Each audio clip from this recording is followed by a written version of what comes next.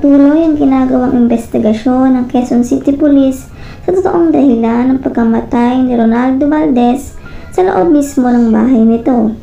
Ayon sa source, tagpuan umano na wala ng buhay si Ronaldo sa upuan ng kanyang bahay.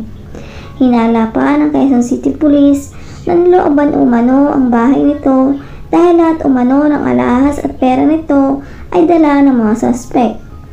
Ayon pa sa mga ito, nanlaban umano si Ronaldo kaya nauwi umano sa pagkamatay nito.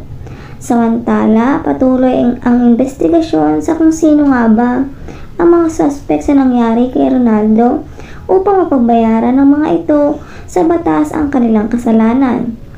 Ayon sa anak ni Ronaldo na si Jano Gibbs, magbabayad umano ang gumawa nito sa kanyang ama.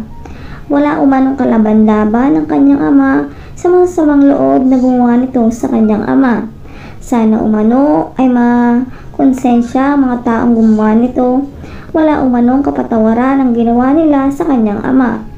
Gagawin umano lahat ni Jano, mahuli lang ang suspect sa pagkawala ng kanyang ama.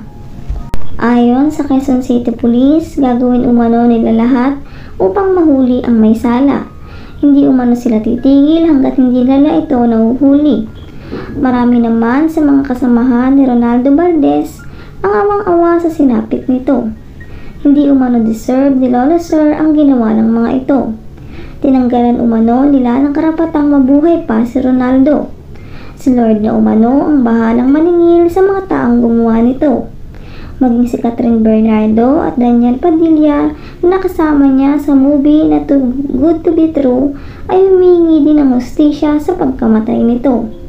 Sana umano ay mahuli na ang may sala upang mabigyan ng sagot lahat ng tunay na nangyari kay Ronaldo Valdez.